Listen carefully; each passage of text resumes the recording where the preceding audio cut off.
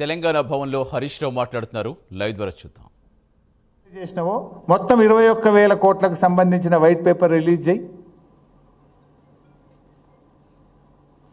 వైసాబ్ మీకు తెలియంది ఏముంది? 21,000 కోట్లకు వడ్డీ లేని రుణం అంటే 12% ఇంట్రెస్ట్ అంటే 2,100 కోట్ల రూపాయలు ఇవ్వాలి కదా. ఇచ్చినావా? అంటే అంత మోసం. పాపం మహిళలు అమాయకులు అనుకుంటుండు. అందుకే మహిళలు నువ్వు స్పీచ్లు ఇస్తుంటే పోతుంటే గేట్ల కాడ తాళాలు వేసి పోనీయకుండా పెట్టినావు కదా. నువ్వు మాట్లాడుతుంటేనే లేచిపోయిండ్రు. నీ అబద్ధాలు వినలేక మహిళలు లేచిపోయే ప్రయత్నం చేసిండ్రు. ఇది మొదటిది. ఇక రెండవది, రేవంత్ రెడ్డి గారు నిన్న ఇంకో మాట మాట్లాడినరు. ఈ వీడియో కూడా చూపిస్తా మీకు నేను.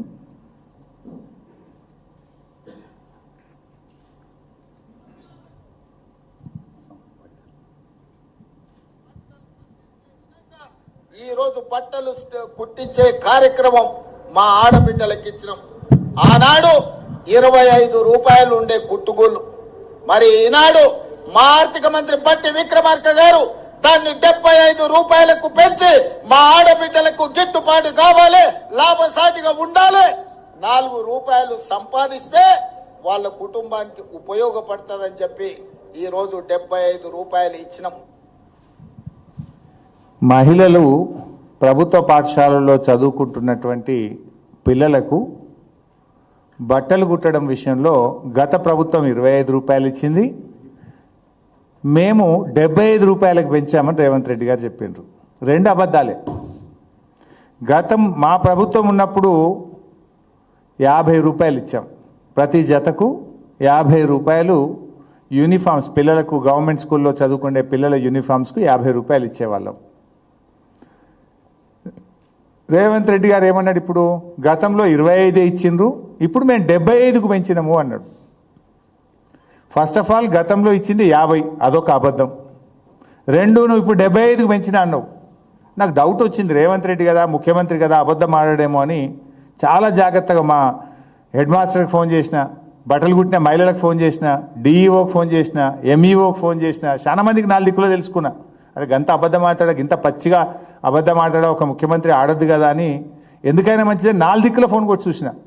కానీ ఏడ చూసినా అన్న 50 రూపాయలు వచ్చినాయి.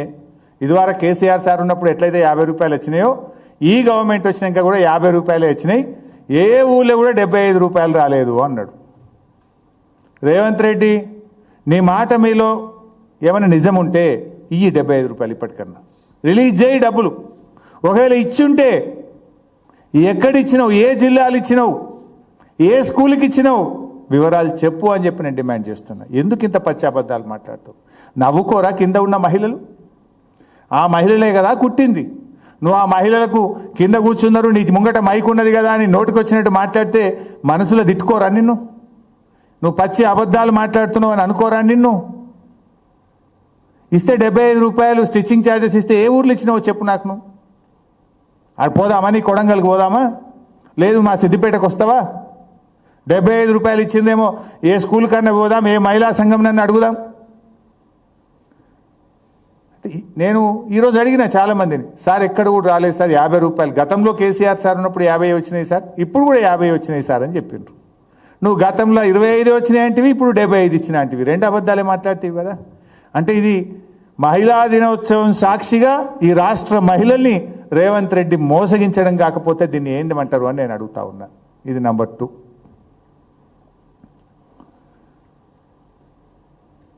సరే ఇంకోటి ఉండే కానీ అది మొబైల్ వ్యాన్లది మీరు చూసి ఉంటారు, ఏవి ఫిషింగ్ చేపలు అమ్ముకోవడానికి మహిళా సంఘాలకు ఇచ్చేది. అయితే దానికి కూడా నేను జెండా ఊపిరాలు మేమేమో చేసినామని. నిజం చెప్పాలంటే దాంట్లో రాష్ట్ర ప్రభుత్వం 0. వెనకట శ్రీనివాస్ యాదవ్ గారు నేను కలిసి కూడా జెండాలు ఊపిరి ఉన్నాయి. ఇడిగో ఇది గతంలో నేను శ్రీనివాస్ యాదవ్ గారు కలిసి మా ప్రభుత్వంలో కూడా ఇచ్చినవి. ఇది కేంద్ర ప్రభుత్వ పథకం 60-40. వాస్తవంగా చెప్పాలంటే 60% కేంద్ర ప్రభుత్వం సబ్సిడీ ఇస్తుంది, 40% బ్యాంకులో లోన్ తెచ్చుకుంటారు. దానికి వీళ్ళు జెండా ఊపిది కూడా మేమే చేసినామంటారు. అలా వీళ్ళు చేసింది అయితే ఏమి లేదు. సరే ఇకపోతే ఇంకో పెద్ద జోకిగా బీమా చెక్కులు. ఇది మంచిగా చూడాలి మీరు. మీకు మంచిగా అర్థం కావాలంటే చెప్పి వీడియో చూపిస్తా. ఈ రాష్ట్రంలో మహిళా సంఘాల్లో ఉండేటువంటి మహిళలకు, గ్రూపుల్లో ఉండే మహిళలకు మేము బీమా తెచ్చినాము అని చెప్పి ప్రభుత్వం చెప్పింది.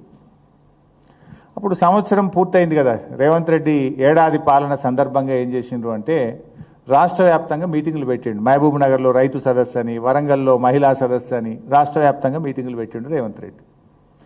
పెట్టినప్పుడు వరంగల్లో కూడా 17th November 2024 ఒక మీటింగ్ పెట్టిండు.